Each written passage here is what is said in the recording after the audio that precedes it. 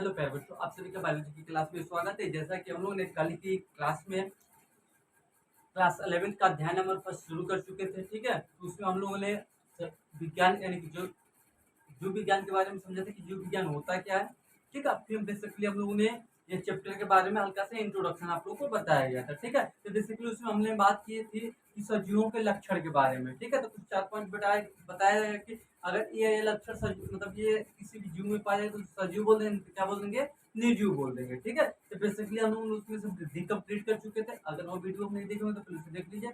इसको इस लेक्चर को कंटिन्यू कीजिएगा, क्योंकि जब तक पीछे का आपका क्लियर नहीं हो तब तक आगे कंटिन्यू आप अच्छे से नहीं कर सकते, ठीक है। तो आज हम लोग का टॉपिक किसके बारे में है, जनन के बारे में। किसके बारे में है, जनन, यानी कि हम लोग कौन से रिप्रोडक्शन है, ठीक है। तो बेसिकली आज हम लोग देखने वाले हैं रिप्रोडक्शन क्या हमारा डिफाइन कर पाए, यानी कि हमारा क्या परिभाषित कर पा रहा है कि सजीव है कि निर्जीव है, ठीक है। हम लोग लक्षण देखा था, जैसे वृद्धि में हमने देखा था तो वृद्धि सजीवों में भी हो रही थी, निर्जीवों में भी हो रही थी। तो हमने बोल दिया कि जो हमारा कौन सी वृद्धि है एक विशिष्ट लक्षण है, क्या लक्षण है, सजीवों का क्या लक्षण, लेकिन विशिष्ट लक्षण नहीं है, ठीक है। तो उसी तरह हम यहाँ पर जन्म के बारे में देखेंगे, क्या यह विशिष्ट लक्षण है, क्या सिर्फ लक्षण है कि सजीवों में भी पाया जाता है, ठीक है। चलिए स्टार्ट करते हैं यहाँ से समझना। अगर हम एक बात आपको समझाएं कि पहले हम लोग समझते हैं कि जनन होता क्या है, तब तो बेसिकली बात करेंगे। अब इसके बारे में पता ही नहीं तो कैसे बात करेंगे। चलिए स्टार्ट करते हैं यहाँ से। तो हम समझेंगे पहले जनन किसे कहते हैं। तो यहाँ से लिखेंगे हम लोग परिभाषा कि जनन क्या परिभाषा, ठीक है। यहाँ से अगर हम बात करें, यहाँ पर मान लीजिए कि यहाँ पर कोई एक जीव है, ठीक है। एक ये जीव है, मान लेते हैं कि और ये जीव, ठीक है। अगर ये दोनों आपस में क्या करते हैं, ये मान लीजिए जनक है, दोनों क्या है, जनक है, ठीक है। ये आपस में क्या करते हैं, संबंध बनाते हैं। संबंध बनाने के बाद एक क्या करते हैं, नई संगति का क्या करते हैं, यहाँ पर निर्माण करते हैं। क्या करते हैं, ये हमारा कौन से संतान है, कौन से संतान, ठीक है। ये संतान नई संतान को क्या करते हैं, निर्माण करते हैं, क्या बोलते हैं, जन्म करते हैं। क्या करते हैं, जन्म, यानी कि दो जीव मिल के, कौन सी, दो जीव मिल के नई संतति का या संतान का निर्माण करते हैं, उसको क्या बोलते हैं, जन्म करते हैं, ठीक है। तो यहाँ से इसका परिभाषा हम लिख सकते हैं, ठीक है। तो यहाँ आप लोग को समझ में आ गया होगा, ठीक है। तो यहाँ से परिभाषा लिख सकते हैं हम लोग, जीवों द्वारा अपनी जैसी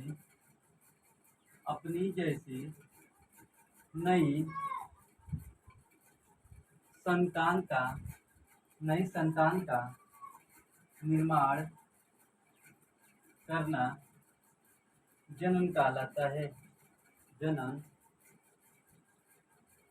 कहलाता है, ठीक है। यहाँ से मैं परिभाषा क्या आपको बताया, जीवों द्वारा अपनी जैसी नई संतान का निर्माण करने को हम क्या बोल सकते हैं, जन्म कह सकते हैं, ठीक है। यानी कोई भी दो जीव ले लीजिए, ठीक, और या एक जीव भी लीजिए, दो जीव, मैं एक जीव से भी आप करा सकते हैं और दो जीव से। एक देखिए, जब एक जीव से क्या करते हैं, जन्म करते हैं तो उसे अलैंगिक बोलते हैं। जब दो जीव से क्या करते हैं, हम जन्म करते हैं, उससे क्या बोलते हैं, लैंगिक बोलते हैं। क्या बोलते हैं, लैंगिक जन्म। तो यहाँ से हम लोग यहाँ पर हम आधारित बता सकते हैं, जन्म, जो जनन होता है, जनन कितने प्रकार से हो सकता है, दो प्रकार से होता है। एक हमारा होता है लैंगिक जन्म,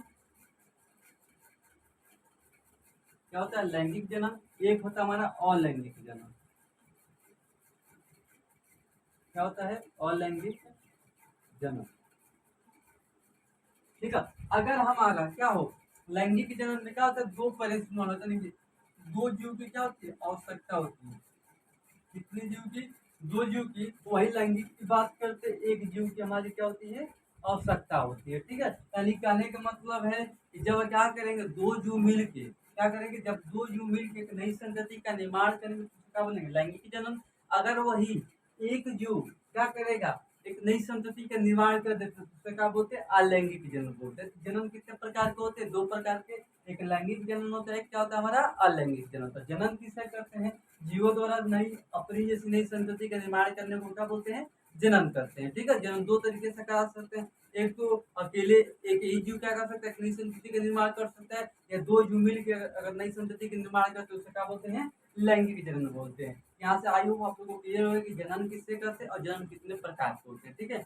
आइए हल्का से इसमें दोनों लैंगिक जनन और अलैंगिक जनन के बारे में क्या करते हैं, थोड़ा डिटेल में जान लेते हैं। देखिए कोई चीज यहाँ पर देखिए, अब कोई चीज की खोज करने निकले तो उसके बारे में अगर अच्छे से प्रमाण आपको पता हो तो अच्छे से आप क्या कर सकते हैं, बता सकते हैं, ठीक है। तो हम लोग भी यहाँ पर देख रहे हैं कि क्या जनन सजीव या निर्जीव दोनों में हो रहा है। सिर्फ एक में, और उसके बारे में हमें पता करना है। जब तक अच्छे से नहीं जानेंगे तब तक हम क्या कर सकते हैं, बता नहीं सकते हैं। ठीक है, चलिए स्टार्ट करते हैं। यहाँ पे हेडिंग 2 डालेंगे इस तरह, डिफरेंस यहाँ पे लिख लेते हैं अलैंगिक जन्म, यहाँ पे लिख लेंगे लैंगिक जन्म। ठीक है, यहाँ पर हम लोग डिफरेंस क्लियर करते हैं कि लैंगिक जन्म और अलैंगिक जन्म में क्या क्या अंतर है। यहीं से अगर पूछ देता आपका लैंगिक जन्म किसे कहते हैं, इधर का सारा लिख दीजिएगा, और वही पूछ देता अलैंगिक जन्म किसे कहते हैं, इधर का सारा लिख देंगे। ठीक है, ये हम लोग डिफरेंस देख रहे हैं कि लैंगिक और अलैंगिक जन्म में क्या क्या डिफरेंसेस है। अब एक एक करके पढ़ेंगे तो थोड़ा दिक्कतें आएंगी, मतलब आपको समझने में थोड़ा डिफिकल्टी होगा, लेकिन जब एक ही बार दोनों को देखेंगे तो एक दूसरे को इंटरलिंक है, एक ही बार दोनों को देख लीजिए, अच्छा रहेगा। ठीक है, अगर बात करते हैं अलैंगिक, तो पहला पॉइंट बना के लिखेंगे, इसमें इसमें एक जीव की आवश्यकता होती है, आवश्यकता होती है। इसी में लिख सकते हैं लैंगिक जन्म, हमने पहले आपको पहले ही बोला है, इसमें इसमें दो जीव की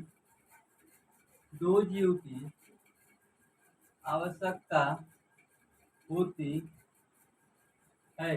ठीक है, तो उसमें हमारे कितने जीव था, इसमें एक जीव की आवश्यकता होती है, इसमें कितने जीव की आवश्यकता होती है, दो जीव की आवश्यकता होती है। अगर इसकी बात करते हैं, इसमें लिखेंगे, इसमें युग्मक का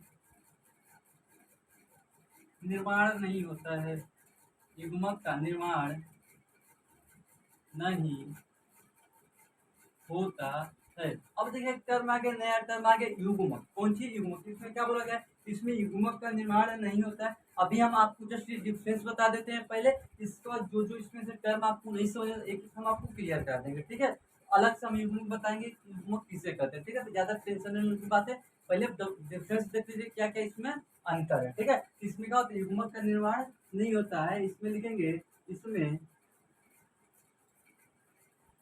युग्मक का निर्माण होता है। ठीक है, तो इसमें क्या होगा, युग्मक का निर्माण नहीं होगा, इसमें क्या होगा, युग्मक का निर्माण होगा। ठीक है, अगर ये थर्ड पॉइंट की बात करें तो इसमें लिख सकते हैं, इसमें क्लोन का निर्माण होता है। देखिए टेंशन मत लीजिए, जो जो नया टर्म जैसे कि युग्मक आ गया, एक क्लोन आ गया, सब क्लियर कराएंगे, बस इसका डिफरेंस देखिए, क्या लिखेंगे, इसमें क्लोन का निर्माण होता है, इसमें लिखेंगे, इसमें क्लोन का निर्माण नहीं होता है। ठीक है, तो इसमें क्या होता है, क्लोन का निर्माण हमारा क्या होता है, नहीं होता है। अगर लास्ट पॉइंट की बात करें तो इसमें लिख सकते हैं, इसमें निषेचन की क्रिया नहीं होती है। ठीक है, इसमें निषेचन का होता है, नहीं होता है, इसमें लिखेंगे, इसमें फोर्थ पॉइंट बना के, इसमें निषेचन की प्रक्रिया या क्रिया होती है। जैसे कि अगर बात करते हैं उदाहरण की, जैसे हम लिख सकते हैं यहाँ पर मनुष्य लिख सकते हैं, क्या लिख सकते हैं, मनुष्य लिख सकते हैं। ठीक है, जितने स्तनधारी जीव हैं, ठीक है, इसमें लिख सकते हैं, सब क्या करते हैं, लैंगिक जन्म करते हैं। कुछ पेड़ पौधे भी क्या होते हैं, लैंगिक जन्म करते हैं, और जितने स्तनधारी होते हैं वो सब भी क्या करते हैं, लैंगिक जन्म करते हैं। इसमें हम एग्जाम्पल में लिख सकते हैं, amoeba, amoeba, paramecium, amoeba, paramecium, ठीक है, लिस्मानिया, या कुछ पेड़ पौधे भी होते हैं जो क्या करते हैं, अलैंगिक जन्म करते हैं। ठीक है, जितने एक कोष की जीव पाई जाते हैं वो सब क्या करते हैं, अलैंगिक जन्म करते हैं, और जितने मैक्सिमम बहुकोष की जीव बताते हैं ज्यादातर क्या बोलते हैं, लैंगिक जन्म करते हैं। ठीक है, जैसे कि मनुष्य हो गया आपका, और कुछ पेड़ पौधे हो गए, सब भी क्या करते हैं, अलैंगिक जन्म करते, सॉरी लैंगिक जन्म करते हैं। ठीक है, ये क्या था, कुछ डिफरेंस है, इसको राइट डाउन करिए, लैंगिक जन्म और अलैंगिक जन्म में। इसमें तीन टर्म आपको नहीं समझ में आएगा, और युग्मक, क्लोन और निषेचन। अभी हम इसका जस्ट आपको क्लियर हो जाने के बाद, लिखने के बाद जस्ट इसको बता रहे हैं कि क्लोन क्या होता है, निषेचन क्या होता है, युग्मक क्या होता है। ठीक है, अलग समझा रहे हैं, तो यहाँ से हम लोगों ने डिफरेंस क्लियर कर लिया, कौन सी, लैंगिक जन्म, सॉरी अलैंगिक जन्म और लैंगिक। देखिए जन्म कितने प्रकार का होता है, दो प्रकार का होता है, एक अलैंगिक जन्म होता है, कौन सा होता है, एक लैंगिक जन्म होता है। ठीक है, अगर अलैंगिक जनन की बात करें तो इसमें लिखेंगे एक जीव की आवश्यकता होती है, यानी कि इसमें कितने जीवों की आवश्यकता होती है, एक जीव की। अगर यही लैंगिक जनन की बात करते हैं इसमें कितनी जीवों की आवश्यकता होती है, दो जीव की आवश्यकता होती है, एक नर एक मादा, ठीक है। अगर वही बात करते हैं सेकंड पॉइंट लिखेंगे, इसमें युग्मक का निर्माण नहीं होता है, यानी कि इसमें युग्मक यानी कि जायगोट का निर्माण नहीं होगा, लेकिन इसमें युग्मक का क्या होगा, निर्माण, यानी कि जायगोट का निर्माण क्या होगा, होगा, ठीक है। अगर यही बात करते हैं इसमें क्लोन का निर्माण होता है, यानी कि इसमें क्या बनता है, क्लोन। क्लोन तो जानते हैं जैसे कि आप फोटो कॉपी निकालते हैं ना किसी चीज का, एक सेम जीरोक्स कॉपी निकलता है, इसी को क्लोन बोलते हैं। तो अलैंगिक जनन में जो एक कोशिकीय जीव होते हैं जिनके पास सिर्फ एक कोशिका पाई जाती है, उनकी जो संतति का निर्माण होता है उनका आकार की और गुण क्या होता है, फोटो कॉपी समान होता है, उसको क्या बोलते हैं, क्लोन बोलते हैं, ठीक है।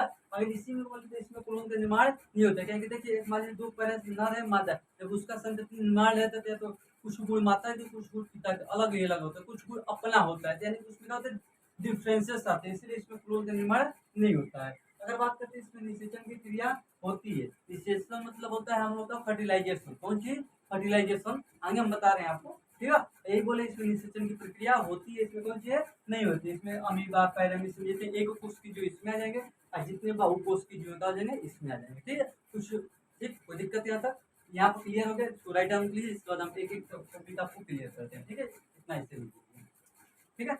आई होप हो गया होगा आप लोग का। यहाँ से आप लोग को जो जो टॉपिक, तीन टॉपिक नहीं समझ में आ रहे हैं, यानी इसमें तीन कर्व नहीं समझ में रहे, उसे पहले आपको समझा देते हैं, ठीक है। तो अगर बात करते हैं हम लोग इसका युग्मक का, एक चीज को ध्यान दीजिएगा यहाँ पर, युग्मक किससे करते हैं, चलिए हेडिंग डालेंगे यहाँ से, अगला युग्मक, ठीक है। जो भी आप पढ़ रहे हैं तो एक ही चीज को बारीकी से आप ध्यान रखते हुए पढ़िए, ठीक है। इसमें यह नहीं कोई दिक्कत नहीं चाहिए, देखिए क्योंकि पढ़ रहे हैं तो ऐसा पढ़िए कि आप कहीं से भी क्वेश्चन है आप बढ़िया से करना, ठीक है। हेडिंग डालेंगे कौन सी, युग्मक, युग्मक इसको बोलते हैं हम लोग गैमेट बोल सकते हैं, क्या बोल सकते हैं, गैमेट, क्या बोलेंगे, गैमेट यानी कि युग्मक, ठीक है। अगर हम बात करते हैं गैमेट की, तो गैमेट देखिए दो प्रकार के होता है, ठीक है। एक क्या होता है, नर गैमेट होता है, यानी कि नर युग्मक होता है, वो एक कौन से होते हैं, मादा युग्मक होता है, यानी कि जो युग्मक होते हैं दो प्रकार के, एक नर होता है, कौन सा होता है, एक मादा युग्मक होता है, यानी कि देखिए ये नर युग्मक और कौन सी मादा युग्मक, यानी कि यहाँ पर ध्यान दीजिएगा थोड़ा सा, जो नर युग्मक होता है उसे क्या बोलते हैं, स्पर्म बोलते हैं, क्या बोलते हैं, स्पर्म यानी कि शुक्राणु। वही अगर मादा बोलते हैं तो ओवम या एग बोल सकते हैं या अंडाणु बोल सकते हैं, ये सब हमारा कौन सा होता है, मादा युग्मक होता है, यानी कि जो मादा के शरीर से जो युग्मक निकलता है, जो सेक्स हार्मोन, यानी कि इसको सेक्स गैमेट बोल सकते हैं, ठीक है। यानी कि हमारा कौन से जो युग्मक है गैमेट कितने प्रकार का, दो, एक नर होता है, कौन सा होता है, मादा, तो मादा नर से क्या निकलता है, स्पर्म निकलता है, ओ आर, और मादा युग्मक से क्या निकलता है, ओम यानी कि अंडाणु निकलते हैं। ये क्या होता है, हमारा गतिशील होता है, क्या होता है, देखेंगे गतिशील, ये हमारा कौन सा होता है, गतिशील होता है, यानी कि ये चल सकता है, यह क्या होता है, गतिशील नहीं होता है, गतिशील नहीं होता है। इतना आपको क्लियर हो गया, जो युग्मक होता है, ठीक है। तो युग्मक दो प्रकार के होते हैं, एक नर युग्मक होता है, एक मादा युग्मक होता है, ठीक है। नर में नर युग्मक पाया जाएगा और मादा में कौन सा पाया जाएगा, मादा युग्मक पाया जाएगा। और मादा युग्मक कौन सा होता है, ओवम होता है, ठीक है, जो किस में प्रोड्यूस होता है, ओवरी में होता है, ठीक है, बनता है किसमें, ओवरी में, ठीक है। ठीक है, अगर वही नर युग्मक की बात करते हैं, स्पर्म, ठीक है, ये स्पर्म क्या होता है, नर युग्मक से निकलता है, क्या होता है, गतिशील होता है, मूवेबल होता है, एक जगह से दूसरी जगह क्या करता है, जाने का कार्य करता है।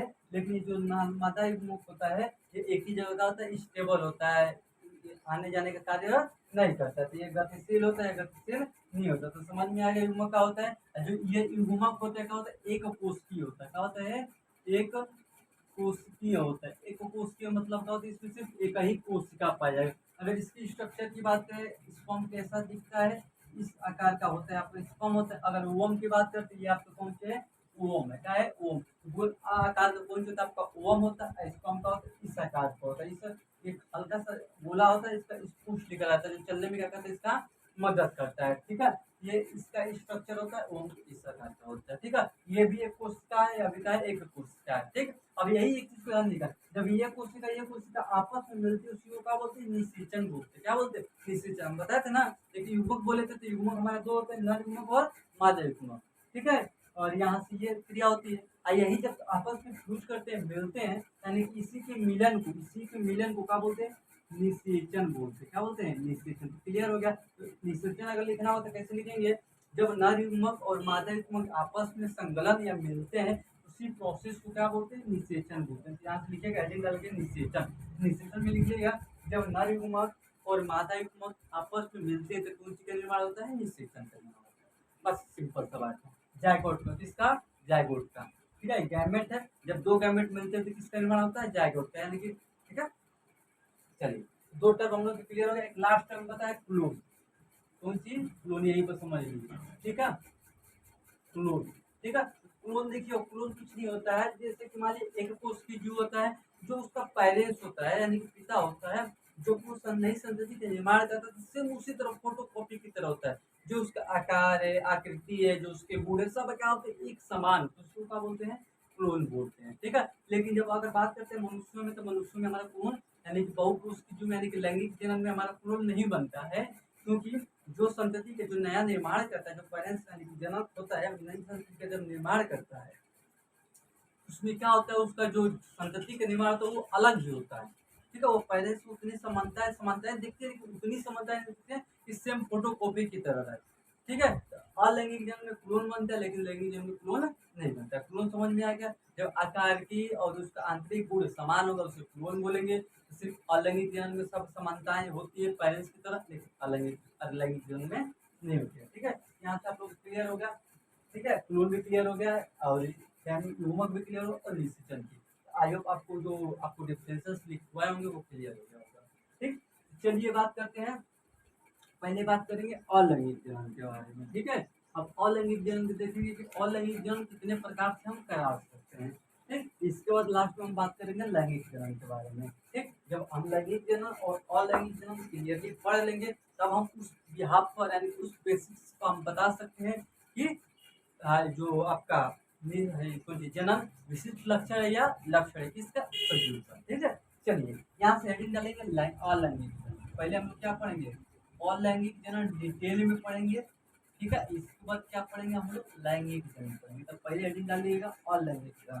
यहाँ से हमने बताया कि लिखाएंगे नहीं अलैंगिक जन्म, इसमें लिखेंगे इसमें एक ही जीव होता है जो क्या करता है? नई संतति का निर्माण करता है, इसी को क्या बोलते हैं? अलैंगिक जन्म कहते हैं। लिख सकते हैं परिभाषा तो।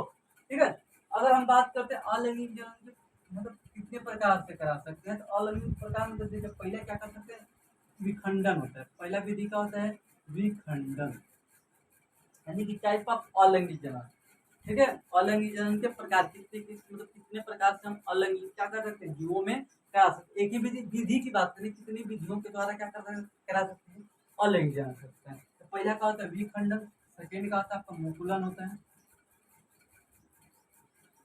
क्या होता है आपका? मुकुलन होता है। अगर थर्ड की बात करें तो बीजाणु जन्म होता है, बीजाणु जन्म होता है आपका। एक तो पहले क्या होता है? विखंडन, विखंडन, बीजाणु जन्म। एक होता है आपका खंडन होता है। क्या होता है? खंडन। एक एक को आपको डिटेल में पढ़ा जाएगा। इसमें देखिए एक चीज एग्जाम्पल हमें याद करना है। इसमें एग्जाम्पल बहुत इंपॉर्टेंट होते हैं। इसमें पूछा जाता है कौन सी के लिए? एग्जाम्पल। तो सबका एग्जाम्पल सब ध्यान से समझिए। ठीक है, क्या होता है? खंडन। एक होता है पुनरुप भवन होता है, पुनरुप भवन, पुनरुप भवन। एक होता है आपका कायिक परिवर्तन। लास्ट कौन सी है? कायिक। ये सिर्फ पेड़ पौधे में होता है। किसमें होता है? कायिक जनन लिख सकते हैं। ठीक है, ये कितने? 1 2 3 4 5 6 पढ़ने वाले हैं। ठीक है, यानी कि अलैंगिक जनन के मतलब कितने अलैंगिक जनन कितने विधियों से करा सकते हैं? 6 विधियों से करा सकते हैं। एक तो विखंडन करा सकते हैं, एक मुकुलन होता है, बीजाणु जनन होता है, खंडन होता है, पुनरुप भवन होता है, कायिक जनन होता है। ठीक है, तो कायिक जनन बेसिकली किसमें होता है? पेड़ पौधों में होता है। किसमें होता है? पेड़ पौधों में। और यहाँ से लेके यहाँ तक सब किसमें होता है? जंतुओं में होता है। किसमें होता है? जंतुओं में होता है। ठीक है, तो बेसिकली एक एक को पढ़ेंगे और देखेंगे कौन कौन से जीव किसमें आते हैं, विखंडन में, मुकुलन में, किसका किसका कौन कौन जीव का एग्जाम्पल है, उससे हमें याद करके रखना है। ठीक है, चलिए एक स्टार्ट करते हैं। आज हम लोग बात करेंगे विखंडन के बारे में। ठीक, आज बेसिकली इसकी विखंडन हम लोग पढ़ने वाले हैं। इसको नेक्स्ट क्लास से हम लोग क्या करेंगे? मुकुलन, बीजाणु, खंडन, यानी कि अगली क्लास में जितना पांचों बज गया सारा क्या कर देंगे? खत्म कर देंगे। ठीक, आज हम लोग खंडन को खत्म कर देते हैं। इसका और ये पांचों बचा एक लेक्चर में क्या करेंगे हम लोग? कल की क्लास में क्या करेंगे? सारा खत्म कर देंगे। ठीक, इसी तरह क्योंकि हमें बहुत ज़्यादा समय हो गया है, ठीक है, इसी की वजह से हम खंडन पढ़ रहे हैं। इसका कल की क्लास में क्या करेंगे, इसके आगे से कंटिन्यू करेंगे। ठीक है, चलिए हेडिंग डालेंगे कौन सी हम लोग, खंडन, सॉरी विखंडन। तो विखंडन की अगर बात करते हैं हम, तो विखंडन भी दो प्रकार का होता है। अगर पहला हम लोग डाले हैं कौन सी, विखंडन। तो विखंडन भी कितने प्रकार का होता है, दो। विखंडन में तो समझते क्या होता है, विखंडन यानी कि कोई जीव को दो भागों में बांटने को, काटने को, उसको क्या बोलते हैं, विखंडन। यानी कि कोई एक जीव है वो दो भागों में क्या क्या टूट गया, उसको क्या बोलते हैं, विखंडन बोलते हैं। ठीक है, तो विखंडन भी दो प्रकार का होता है, एक द्विखंडन होता है, क्या होता है, एक द्विखंडन होता है, एक क्या होता है हमारा बहुखंडन होता है, बहुखंडन। यानी कि द्विखंडन में यानी का कितने जीव बनेंगे, दो जीव का निर्माण होगा। कितने जीव का निर्माण होगा, दो जीव का। अगर बहुखंडन की बात करते हैं तो बहुत जीवों का क्या होगा, बहुत एक से मतलब दो या दो से बहुत अधिक लोगों का यानी कि जीवों का जनन होता है। ठीक है, उत्पत्ति होगी तो क्या बोलेंगे, बहुखंडन बोलेंगे। क्या बोलेंगे, बहुखंडन। ठीक है, जैसे कि इसका एग्जाम्पल की अगर बात करते हैं तो कौन सा होता है, अमीबा होता है। क्या होता है, अमीबा। हमें सिर्फ देखिए डिटेल में मतलब उसका परिभाषा में रखना नहीं है। ठीक है, अब परिभाषा कहीं पूछना देता है। ठीक है, क्लास 10 में हम लोग ये सब डिटेल में परिभाषा के साथ पढ़े हुए हैं। ठीक है, इसमें हम लोग सिर्फ बेसिकली हल्का हल्का क्लास 10 में हम लोग पढ़ चुके हैं, सिर्फ हम रिविजन करा रहे हैं क्या क्या होता है, क्योंकि हमें इसमें एग्जाम्पल सिर्फ पूछा जाता है और कुछ डिफिनेशन नहीं पूछा जाता है। और दूसरी बात अगर बात करते हैं हम, सिर्फ हमें समझना है कि जो जनन है, लक्ष्य या विशेषता से उतना हमें क्लियर करना है। ठीक है, तो बेसिकली ज़्यादा डिटेल में भी नहीं जाना, हमें इसको पीएचडी थोड़ी ना करना है। ठीक है, उतना ही पढ़ना है जितना कि क्या कार्य हो। ठीक है, तो अगर बात करते हैं किसकी बात करते हैं, विखंडन की। विखंडन को कितने भागों में बांटा गया, दो भागों में। एक होता है हमारा द्विखंडन, दूसरा का होता है हमारा बहुखंडन। अगर द्विखंडन की बात करते हैं तो उसका एग्जाम्पल हम लोग क्या याद करेंगे, अमीबा। क्या याद करेंगे, जो भी क्लास 10 में आप लोग को बताया गया। ठीक है, एक होता है आपका पैरामीशियम होता है, अमीबा, पैरामीशियम, ये सब क्या होता है हमारा, द्विखंडन होता है। क्या होता है, द्विखंडन। ठीक है, ठीक है, तो समझ में आ गया। इसका क्या एग्जाम्पल होता है, अमीबा, और कौन सा होता है, पैरामीशियम होता है। ठीक है, अगर वही बहुखंडन की बात करते हैं तो इसका एग्जाम्पल कौन सा होता है, प्लाज्मोडियम होता है। क्या होता है हम लोग का, प्लाज्मोडियम होता है। ठीक है, अब देखिए एक चीज आपको समझ में आएगा, प्लाज्मोडियम देखिए एक रोग का नाम है। प्लाज्मोडियम क्या है, एक रोग का। इसके काटने से रोग होता है, एक मच्छर के, फीमेल मच्छर जो काटती है, ठीक है, उसको जैसे हम लोग को कौन सा होता है, प्लाज्मोडियम होता है। ये शरीर के अंदर होता है। जब क्या होता है, कोई फीमेल मच्छर क्या करती है, हमें काटती है, तो काटने के बाद अपना जो प्लाज्मोडियम होता है कहाँ छोड़ देती है, ब्लड में। अब ब्लड में क्या करता है हमारा प्लाज्मोडियम, यानी कि जैसे प्लाज्मोडियम कैसा करता है, बहुखंडन। और कैसा होता है, एक कोशिकीय होता है। जो द्विखंडन होता है कैसा होता है, एक कोशिकीय होता है। एक कोशिकीय मतलब इसमें क्या होती है, एक ही कोशिका पाई जाती है। जब हमारे बॉडी में ब्लड में मिलता है तो क्या बोलता है, प्लाज्मोडियम। कैसा रोग फैलाता है, प्लाज्मोडियम का एक जीव के नाम में क्या करता है, तेजी से बोलता करता है, फैलता है। अब वो कैसा खंडन कर रहा है, बहुखंडन। यानी कि जो उनका सेल डिवीजन का होगा, एक नहीं बनेगा, एक ही बार में हजारों लाखों की संख्या में का उनका डिवीजन होता है, उसी को क्या बोलते हैं हम लोग, बहुखंडन बोलते हैं। इसी तरह जब किसी को, इसको मलेरिया बोला जाता है। इसका प्लाज्मोडियम के बढ़ने से कौन सा रोग होता है हमारा, मलेरिया होता है। देखते हैं मलेरिया बहुत जल्दी फैलता है हमारे शरीर में। ठीक है, ये जो मलेरिया होता है किसकी वजह से होता है, प्लाज्मोडियम की वजह से होता है। अब प्लाज्मोडियम का ग्रोथ कैसे होता है, बहुखंडन के द्वारा होता है। यानी कि एक ही बार में हजारों, 2000, 3000 की संख्या में क्या होगी, इसमें वृद्धि होगी, इनकी नई संतति का क्या होगा, निर्माण होगा। लेकिन इनका कैसा, अगर इनकी बात करते हैं अमीबा की और पैरामीशियम की। अमीबा देखिए कुछ इस आकार का होता है हम लोग का। इसमें क्लास 10 में हम लोग देखे थे, इसमें क्या था हमारा केंद्रक था, और इसके बीच में कुल क्या था, साइटोप्लाज्म में उसमें कुछ उसका द्रव पाई जा रही थी। ठीक है, जब ये मेच्योर होगा तो यानी कि कुछ इस आकार का आकृति बनाएगा इसमें, यानी कि जो इसका केंद्रक होगा हल्का सा बड़ा हो जाएगा। ठीक है, और फिर जब इसका थर्ड स्टेज की बात करेंगे तो कुछ इस प्रकार का हो जाता है। यहाँ पर देखिएगा थोड़ा सा कुछ इस प्रकार का हमारा क्या हो जाता है, अमीबा बन जाता है। ठीक, यानी कि इस तरह हो जाएगा। अब बीच से क्या होगा, कट जाएगा। कटने के बाद क्या करेगा, दो गुफा करेगा, संतति का निर्माण करेगा। यानी कि इधर एक आधा केंद्र चल जाएगा, इधर एक आधा, फिर पूरा कंप्लीट कर लेगा।